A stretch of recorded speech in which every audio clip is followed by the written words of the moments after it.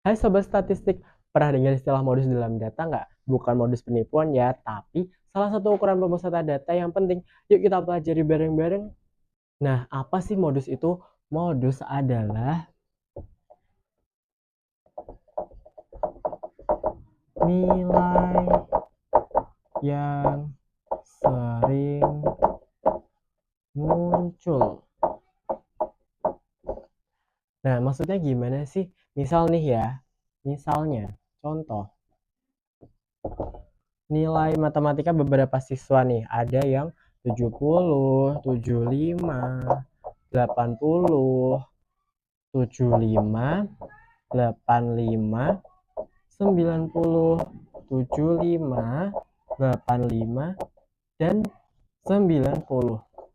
Nah, nilai yang sering muncul berarti yang lebih banyak lebih banyak keluar ya. Misal nih, kita hitung ya bareng-bareng ya. 70-nya ada satu, satu aja 70. 75-nya ada satu, dua, tiga. Ada tiga. Terus 80-nya juga ada satu. Ya, jadi kesimpulannya yang menjadi modus adalah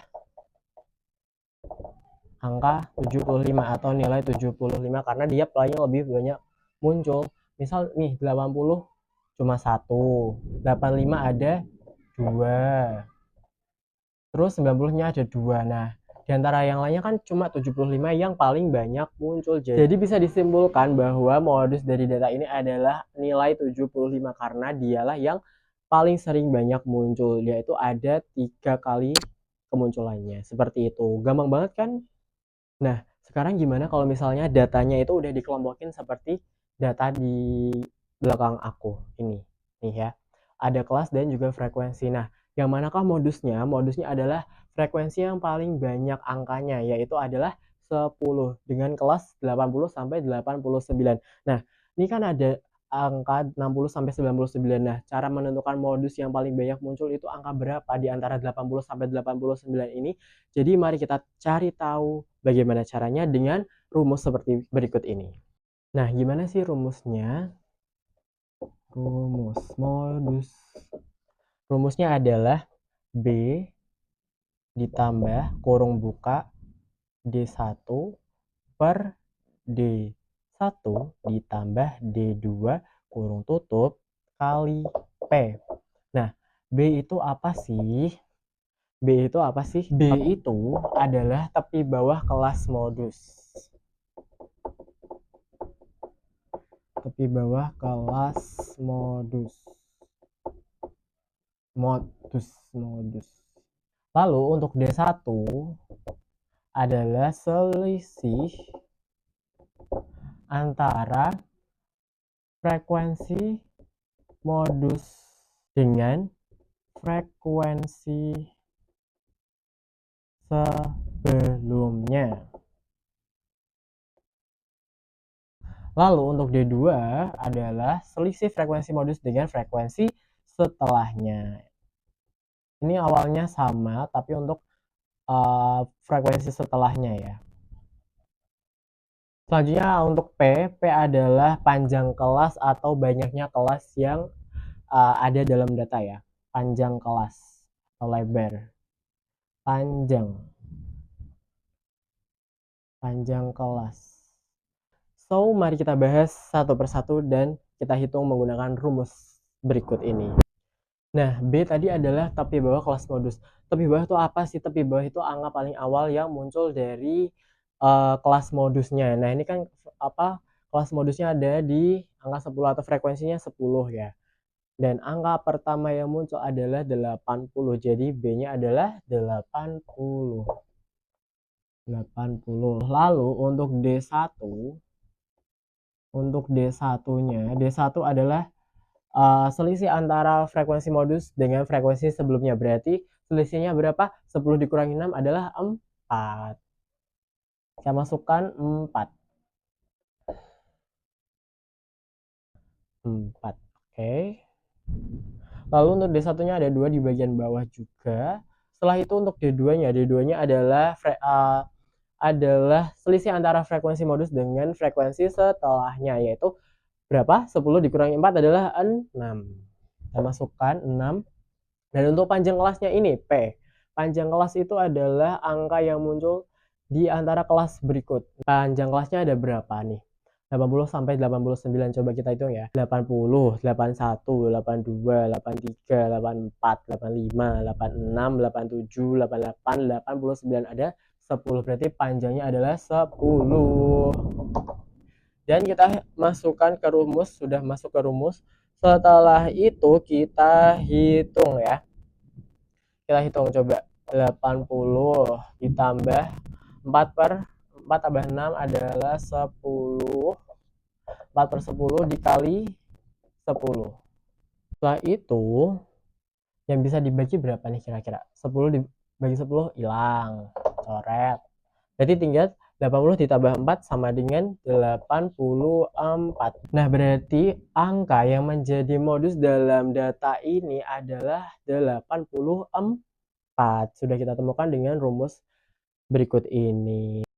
Nah, sekarang udah pada ngerti dan paham kan apa itu modus dalam statistik dan cara ngitungnya juga. Jangan lupa, statistik itu bukan buat kita pusing-pusing, tapi buat bantu kita dalam memahami data dalam kehidupan sehari-hari.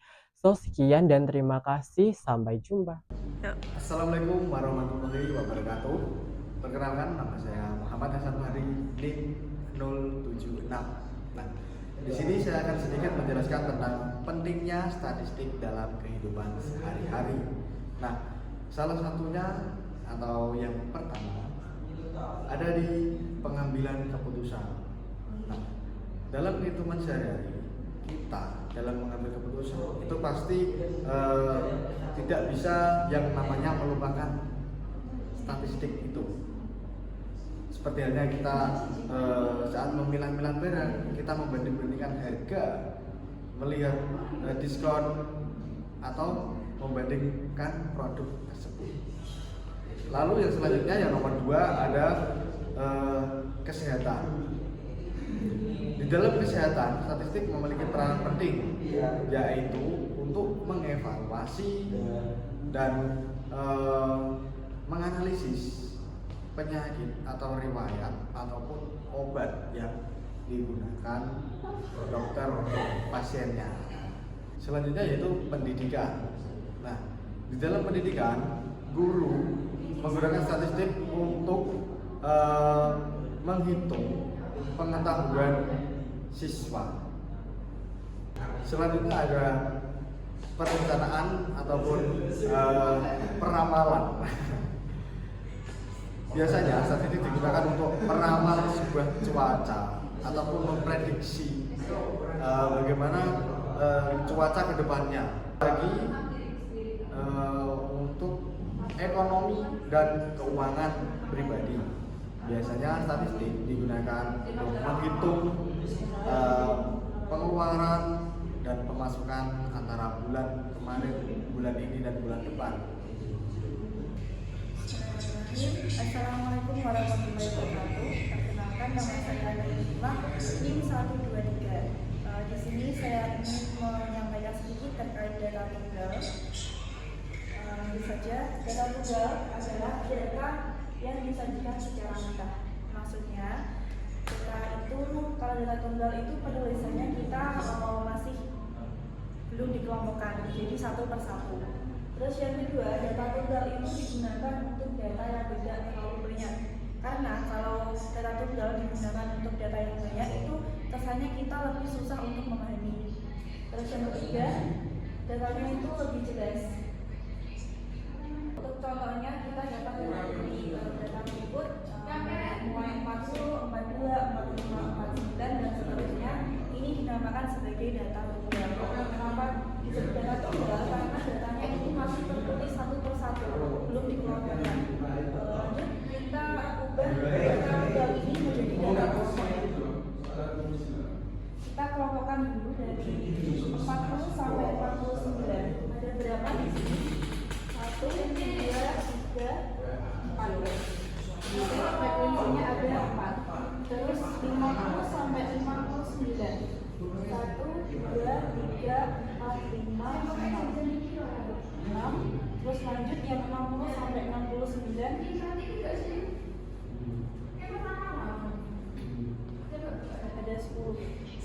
total keseluruhan ada 20. Ini yang menjadi pembeda antara data Assalamualaikum warahmatullahi wabarakatuh. Saya Galma. Di sini kita akan belajar min atau strata. Di sini kita sudah memiliki beberapa nilai serta frekuensi. Kita akan mencari nilai tengah atau XI dengan cara 40 ditambah dengan 49 dibagi 2, yaitu 44,5. Kemudian 50 ditambah dengan 59 lalu dibagi 2, yaitu 54,5. Kemudian begitu pun seterusnya. Di sini ada 60 dan 69, 64,5, lalu 74,5, 84,5, kemudian 94,5. Lalu berikutnya kita akan mencari frekuensi dikali dengan XI, yaitu frekuensi ini dikali dengan nilai tengah. 4 dikali 44 yaitu 178, kemudian 6 dikali dengan 54,5 yaitu 327, kemudian 10 dikali dengan 64,5 yaitu 645, kemudian 4 dikali 74,5 yaitu 98, kemudian 4 dikali 84,5 yaitu 338, kemudian 2 dikali 94,5 yaitu 198. Kemudian kita di sini menjumlahkan hasil dari frekuensi dan perkalian nilai tengah tadi, yaitu dengan menghitung 178 ditambah 327 dan seterusnya, dan kita menemukan hasil yaitu 1975. Di sini kita sudah memiliki hasil dari sigma frekuensi dikali dengan nilai tengah. Kemudian di sini kita mencari rumus min. Rumus min di sini adalah X bar sama dengan sigma F1 FI dikali nilai tengah dibagi sigma FI, di mana sigma dengan nilai tengah tadi adalah 1975, kemudian hasil FI-nya adalah 30. Dari pembagian ini kita menemukan hasilnya yaitu 65,83. Jadi di sini hasil min-nya adalah 65,83. Terima kasih. Saya Nirajana, NIM 044. Di sini akan menjelaskan tentang median. Nah, rumus median sendiri ini ada B tambah L kali setengah kali M kurangi F bagi N. Nah, jadi B ini adalah tepi bawah kelas median. Tepi bawah kelas median kita ambil di tengah-tengah 30. Tengah-tengah 30 ini ada 15. Ada di anggota ke 11 sampai 20. Berada di frekuensi ke 10.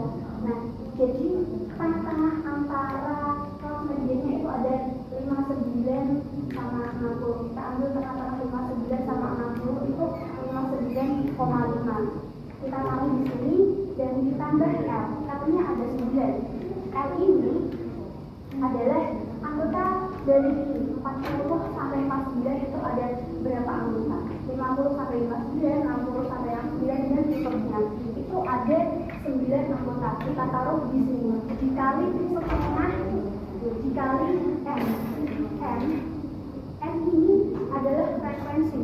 Frekuensinya ada 30. Jadi frekuensinya itu ada 30 ini. 4 tambah 6 tambah 10 tambah 4 tambah 4 tambah 2 itu totalnya ada 30 seperti itu. Lalu dikurangi F besar. F ini frekuensi sebelum kelas median. median. Kelas mediannya tadi kan berada di 10. Jadi kelas sebelum kelas median 10 ini ada 6 dan 4. 6 dan 4 dijumlah jadi 10. Kita taruh di sini. Ini ya.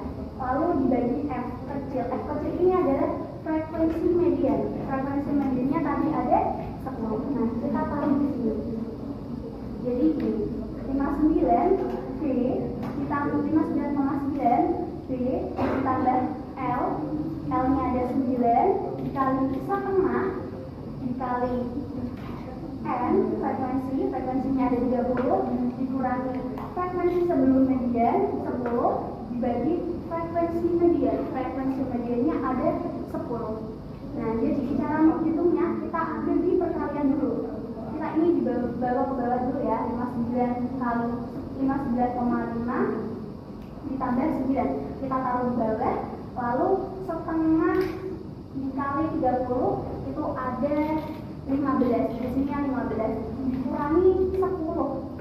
Dikurangi frekuensinya sama dibagi frekuensi kelas median 10. Nah, lalu dibawa ke bawah lagi 59,5 ditambah 9 dikali 5 ini hasilnya dari 15 dikurangi 10 hasilnya 5 dibagi 10 hasilnya adalah 64. Seperti itu. Terima kasih. Oke, di sini saya akan menjelaskan sedikit tentang dispersi atau pembagian data. Untuk pembagian data sendiri dibagi dua, yaitu variasi dan diferensi baku. Untuk rumus dari dispersi yaitu S sama dengan sigma X min X kuadrat dibagi N min 1. X kuadrat sendiri merupakan jumlah dari rata-rata data yang kita kerjakan. Langsung masuk ke soal saja, yaitu di sini saya mempunyai nilai 3, 4, 5, 6, 7, 8, 9, dan 10. Frekuensi ada 1, 3, 2, 4, 6, 4, 3, dan 2. Untuk rata-rata sendiri, kita harus mempunyai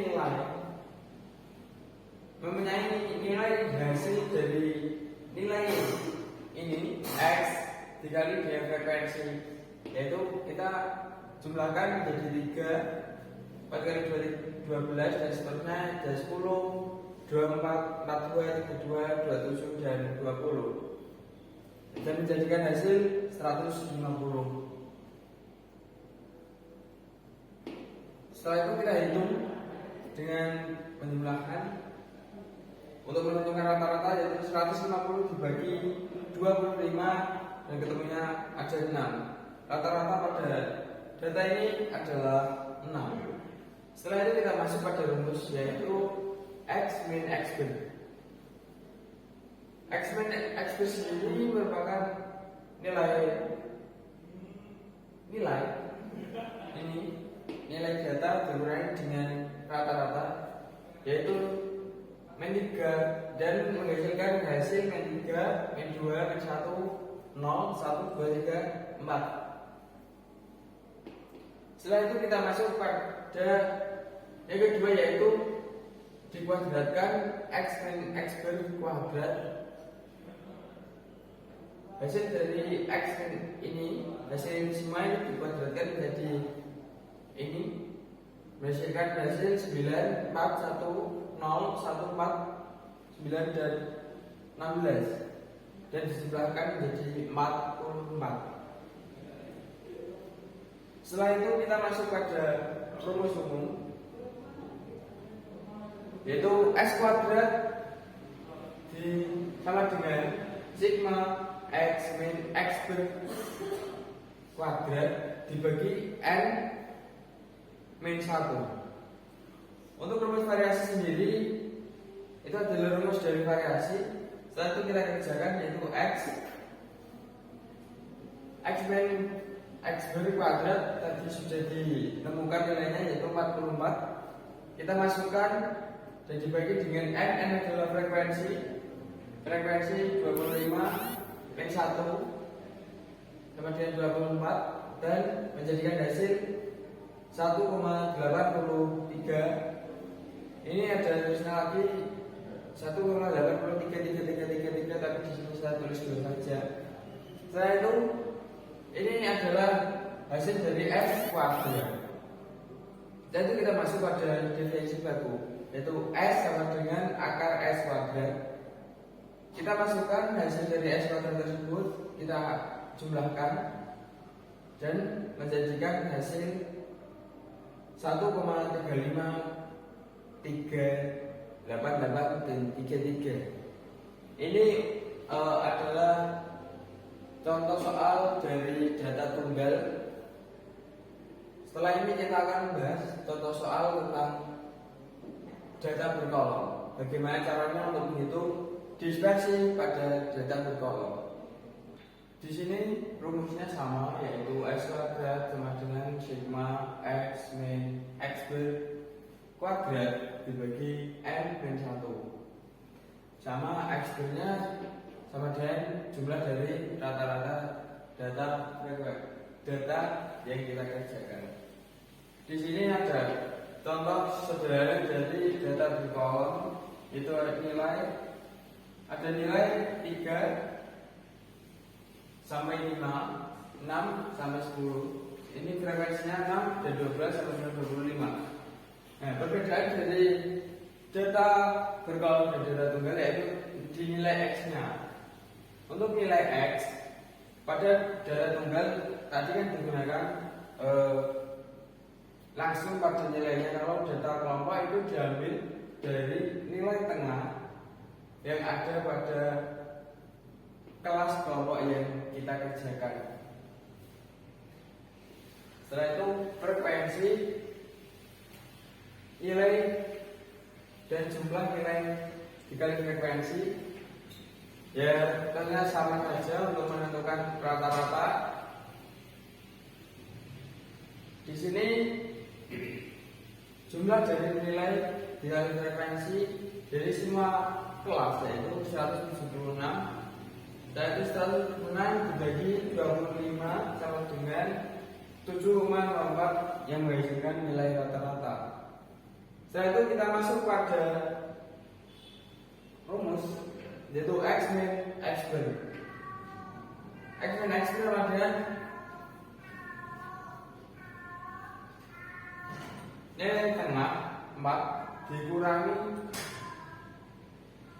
7,04 yang menghasilkan jumlah min 3,04. Setelah itu sama bawahnya 8 dikurangi 7,04 yaitu menghasilkan jumlah 0,96. Setelah itu kita kuadratkan menghasilkan hasil ini 9,2416 dan 0,9216 yang menghasilkan jumlah. Setelah itu kita jumlah yaitu 10,1632. Setelah itu kita masuk pada ini, pada proses, yaitu pada bagian variasi yaitu S kuadrat. Masuk ke rumus langsung, S kuadrat sama dengan sigma X min X bar kuadrat dibagi N min 1. Setelah itu kita masukkan data ini, jumlah dari X min X bar kuadrat ke dalam rumus, yaitu 10,1632 dibagi 25 min 1, yaitu menghasilkan jumlah 0,423466667. Ini merupakan hasil dari S kuadrat variasi. Setelah itu kita olah menjadi S, yaitu dispersi definisi baku. S yaitu rumusnya X sama dengan akar S kuadrat. Setelah itu kita masukkan akar 0,423466667 itu sama dengan 0,652743165. Ini adalah hasil dari definisi baku dan variasi dalam dispersi atau penyebaran data.